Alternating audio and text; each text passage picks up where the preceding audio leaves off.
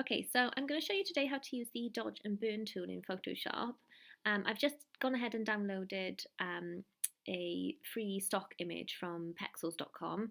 So I've chosen this landscape image simply because it doesn't have areas that are really dark on there. So I can show you exactly how the dodge and the burn tool works then by making certain areas darker and certain areas lighter. Okay, so the dodge and burn tool's over here. It's this little hand icon, and if you right click on it, you will see you've got the choice between dodge, burn, and there's also the sponge tool as well, but we're going to focus on just the dodge and the burn today. So I'll show you the burn tool first.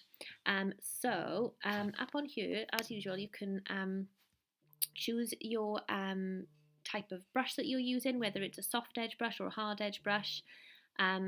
Now, for most of the time, I should imagine you would want a soft edge brush because you want the effects to be quite subtle.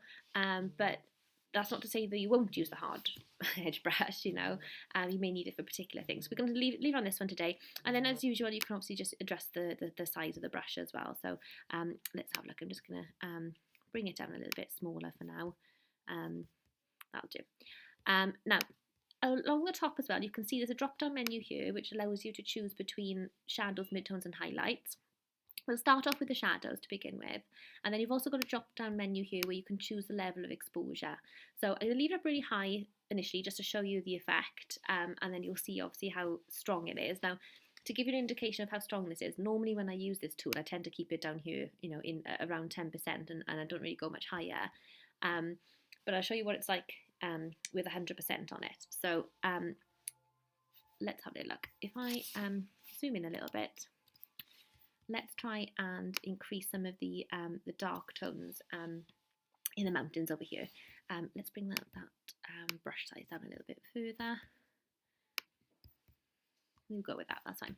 Okay, so because I've selected the shadows, it's only going to be the very dark tones that are going to be affected.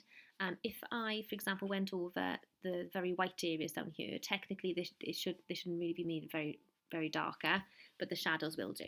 Okay, so if I start to apply on there, you can see how dark that's going, and that's because I have selected it to be 100%. Okay, so I'm just going to take a step back. If I take this exposure right the way down, let's put it in the 20s, for example, and I do the same area again, you can see that it's not quite as dark this time. Still, it's not as subtle as I'd like it though. So we're going to take it down a lot lower. We're going to try 5%. Let's have a little look. Let's try a little bit down there like that. There we go. So you can see there now that I could choose particular areas to enhance the depth of the tones, okay? And if I wanted to make the brush larger, for example, and go like this, then obviously the effect is going to be perhaps a little bit more subtle. Because I chose a small brush initially, you can see the edges quite clearly. If I went even larger again, I went over the whole mountain like this. So again, you can see that the effect is quite subtle to begin with. The more I go over the top of it, of course, if I keep carrying on, adding more and more layers, then obviously it's going to get darker and darker and darker, which is not what we want. We don't want it to be that obvious. And then the flip side of that then is the dodge tool. Oh, actually, I tell you what, before I get into the dodge tool, let's show you what happens if I choose the midtones and the highlights. So that was me selecting the shadows to make darker. Now, if I come down onto here, if I try to work on top of that white strip, you can see it's not really having any effect making the white darker. You can see the grey parts, the grey tar mark around it starting to get darker because they're technically part of the shadows, but the white isn't really being affected. If I drop down and select the highlights instead, for example, and now go over it, you should now see that the white is now starting to turn very much grey instead if you compare it with the white line going on behind it. So that's allowing me to make the highlights darker now instead of the shadows. And then again, if I chose the mid-tones, and if I go over perhaps these sort of mid kind of greys here, you can see they're starting to pick up the mid-tones that are available and darken those as well.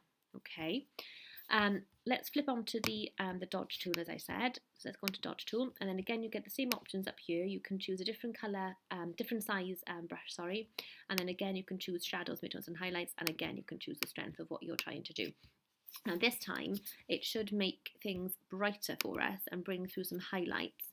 So let's start off with the highlights and let's bring it down to about 10% again, and I'm going to go here on the white area just to show you what will happen. So there you go, you can see how white and bright that's now becoming. You know, if I went down the side of the road down here, making those white bits brighter, that would happen the same. The same as if I went over the sort of the grassy area over here, you know, it's quite light. It would pick up on the highlights and make them brighter as well. Again, I can do the same thing again, do shadows. If it was the shadows I wanted to brighten, so if I come over here and start to lift some of the shadows on this side of the mountain, I could do that. And then the same with the mid-tones then as well. Okay. Now, the exposure, as I said, that's almost like the strength of what you're doing. So you will need to get used to how strong or how weak you want the effect, and obviously the different brushes will give you different effects as well. What is quite nice about this tool is it gives you control over which particular areas that you would like to strengthen or lighten in terms of the tones, because normally when you I need something, okay? I'll be back in the GPS, okay? Okay. Normally when you adjust the exposure via perhaps the brightness or the levels or curves or even the exposure there, it's going to affect either the whole image if you haven't selected an area. So for example, let's try with levels here. So if I pull the little cursors in, you can see obviously that's affected the entire image, you know. So if that's not what I wanted, if I didn't want the contrast and the levels to be affected on the whole image, then that's what this dodge and burn tool is really effective for. The other way of using the levels tool, of course, is, you know, I could, for example, use the quick selection tool and maybe perhaps like select part of this mountain, for example, and again do the same adjustments I just did and make it affect that part of the mountain. But of course, when you do that, you know, you're left with really clear defined edges that make it really apparent where adjustments have been made. So unless of course you feather the edges, but for the most part, I think it's the dodge tool and the burn tool that gives you that greater control then and greater subtlety of like where you could apply those darker tones and where you could make those highlights brighter as well.